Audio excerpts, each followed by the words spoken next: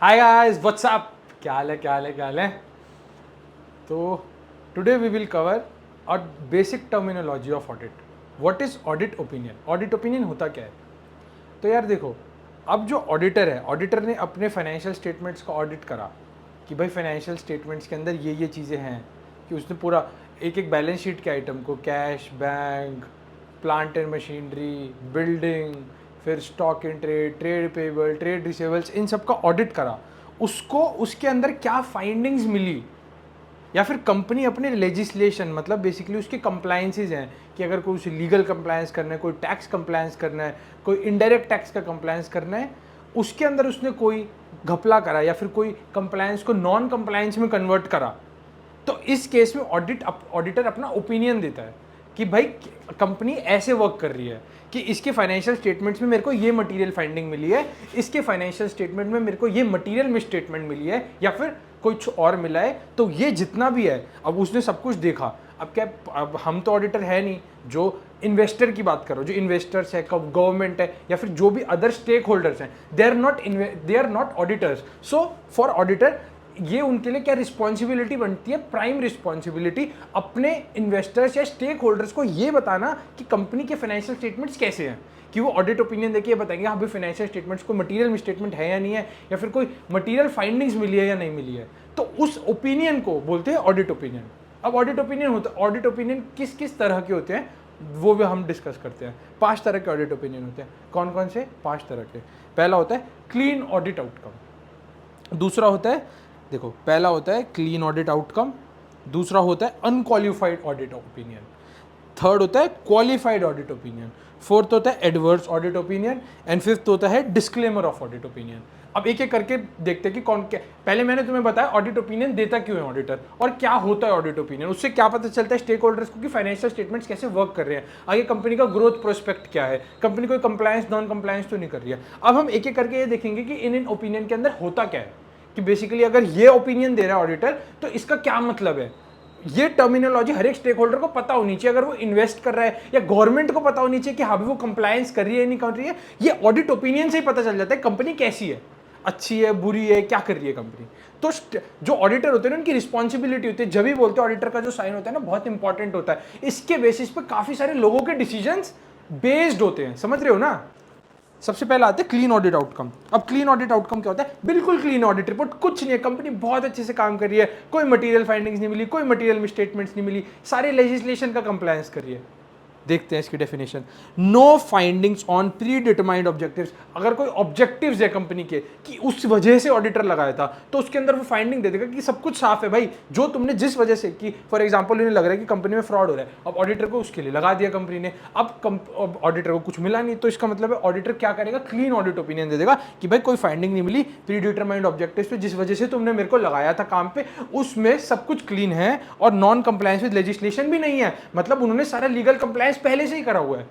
Are you getting my point? What I am trying to say. मतलब company बिल्कुल साफ है, कोई दिक्कत नहीं है कंपनी में, कोई मटेरियल कोई दिक्कत नहीं है, कोई भी मटेरियल फाइंडिंग्स नहीं मिली है, सब कुछ एकदम क्लीन है, कोई मटेरियल नॉन मिसस्टेटमेंट्स नहीं मिली है, सारे कंप्लायंसेस, सब कुछ टाइम पे कंपनी अपने टैक्स डिपॉजिट करिए, अपने इनडायरेक्ट टैक्स, वैट, जीएसटी, सब कुछ टाइम पे डिपॉजिट करिए, company is very clean. This is called clean audit outcome.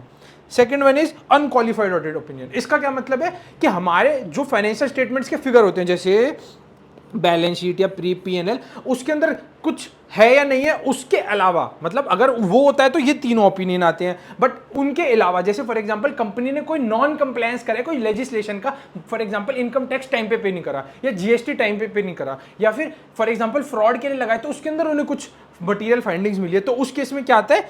Unqualified opinion. Unqualified opinion not, अब क्लीन नहीं आएगा क्योंकि कुछ फाइंडिंग्स मिली हैं जिसके बेसिस पे तुम अपने इन्वेस्टर्स, मैं कह रहा हूं फ्रॉड नहीं हुआ होगा बट फ्रॉड के चांसेस हो सकते हैं, ऐसा अपनी ओपिनियन में अगर ऑडिटर लिखता है तो उसे क्या बोलते हैं? Unqualified audit opinion. और अभी फ्रॉड हुआ नहीं है बट चांसेस हैं, तो ऑडिटर अपने ओपिनियन को कैसे लिखेगा कि भाई उनका ओपिनियन है वो अनक्वालिफाइड है. अभी फ्रॉड होने के चांसेस हैं। इसकी वजह से जो इन्वेस्टर्स होंगे, गवर्नमेंट होगी, उस कंपनी पे ज़्यादा अच्छे से नज़र रख पाएगी कि हाँ भाई इस कंपनी में फ्रॉड हो सकता है, ये कंपनी नॉन कंप्लायंस कर सकती है, इसलिए पहले ही ध्यान दे लो। तो इसके बेसिस पे उनका डिसीजन बायस हो गया ना। अगर क्लीन ऑडिट आउटकम होता तो अलग बात थी, बट उसने कुछ फाइंडिंग्स बताई है कि हाँ भाई फ्रॉड हो सकता है, नॉन कंप्लायंस करी है कंपनी ने, इनकम टैक्स पे नहीं करा, जीएसटी पे नहीं करा। तो इस टाइप की अगर कोई रिपोर्ट दे रहा है ऑडिटर, इसका क्या मतलब है, वो होती है अनक्वालिफाइड ऑडिट ओपिनियन। समझ गए? अब ये तीन ओपिनियन पे आते हैं। ये तीनों एक इस टेबल से हमें एक बारी में समझ आ जाने हैं। ये तीन कौन से ओपिनियन है? पहला ओपिनियन है qualified audit opinion, qualified audit opinion. Second one is adverse of audit opinion and third is disclaimer of audit opinion. ठीक है, अभी तीनों देखते हैं क्या है कि अब देखो इसका बेसिस क्या है। इसके बेसिस पे हम टिक्स लगाएंगे कि किस बेसिस पे कैसा ओपिनियन बेस होता है। अब देखना, auditor having unable to obtain sufficient and appropriate audit evidence and concludes that what कि the misstatement individually or in aggregate are material, मतलब जो misstatements मिली हैं मिला के तो बहुत material amount बन रहा है, बट वो हर जगह नहीं है, कुछ कुछ एरियाज में है, बट नॉट परवेसिव। परवेसिव मतलब होता है हर जगह है, बट वो कुछ कुछ एरिया मटीरियल है बट नॉट परवेसिव। और possible effects on the financial statements of undetected misstatement. अब देखो अब मिसस्टेटमेंट जो है मटीरियल है बट परवेसिव नहीं है। मटीरियल है तुम्हारी जो फाइंडिंग्स हैं, मतलब पॉसिबल इफेक्ट्स मटीरियल हो सकते हैं, ठीक है, बट उनके जो फाइनेंशियल स्टेटमेंट्स हैं उसके वो परवेसिव नहीं है। तो हमारा जो क्वालिफाइड ऑफ ओपिनियन होगा वो क्या कहता है? क्वालिफाइड ओपिनियन ये कहता है कि हाँ तुम्हारे फाइंडिंग्स चाहे मटीरियल हो बट उसके पॉसिबल इफेक्ट्स अगर हमारे डिसीजन को कुछ हैम्पर नहीं कर रहे तो हम क्वालिफाइड ऑफ ओपिनियन देंगे। Are you getting my point? मतलब देखिए ऑडिटर को मिले ही नहीं, auditor is unable to obtain sufficient and appropriate audit evidence. अगर उसे एप्रोप्रिएट ऑडिट एविडेंस मिल जाते तो वो बता देता कि हाँ भाई एडवर्स ऑफ ओपिनियन है, कि मटेरियल मिसस्टेटमेंट्स हैं इसकी कंपनी की ऑडिट रिपोर्ट के अंदर। अगर उसे नहीं मिलते, अगर उसे मिलके ये पता चलता है कि हाँ भाई नहीं है, कोई दिक्कत नहीं है, या फिर उसको मिले ही नहीं। देखो तीन बातें दोबारा समझते हैं, दोबारा से। ऑडिटर हैविंग ऑब्टेन्ड और unable to obtain sufficient and appropriate audit evidence. सबसे पहले क्वेश्चन करेंगे हम यस या नो, ठीक है।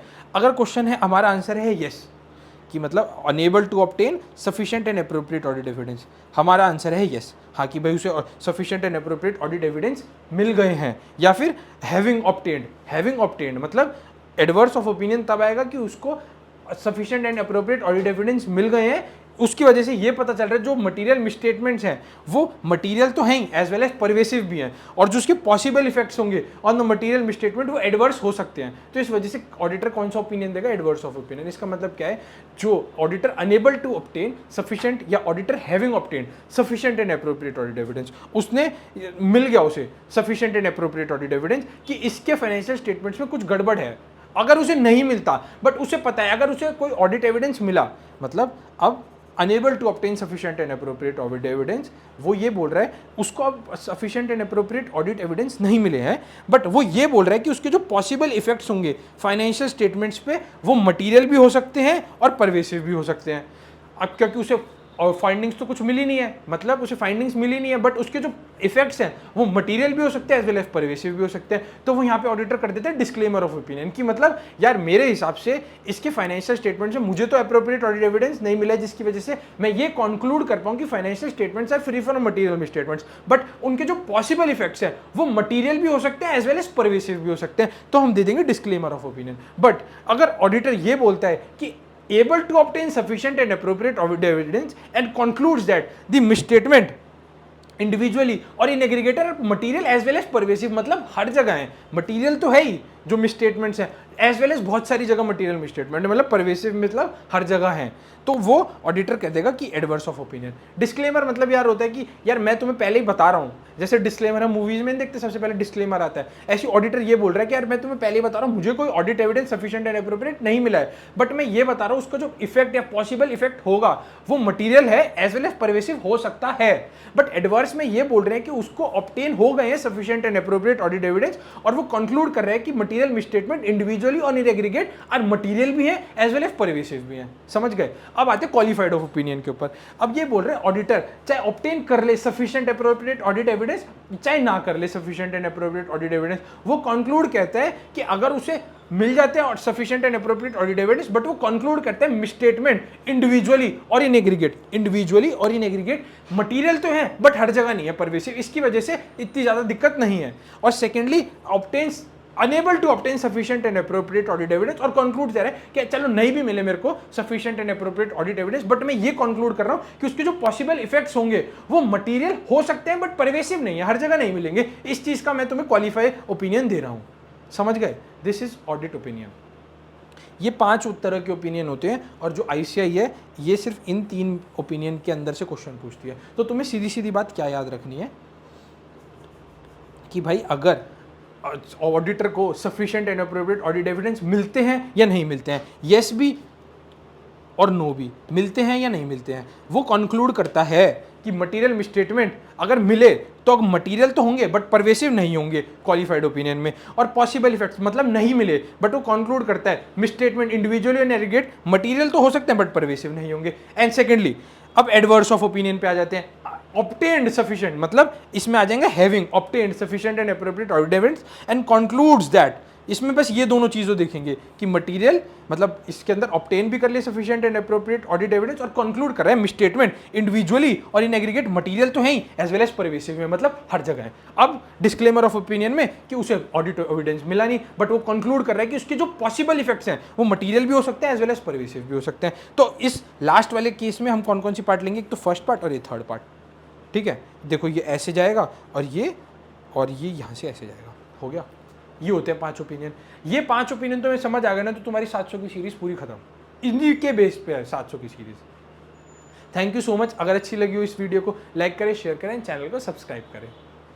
Thank you.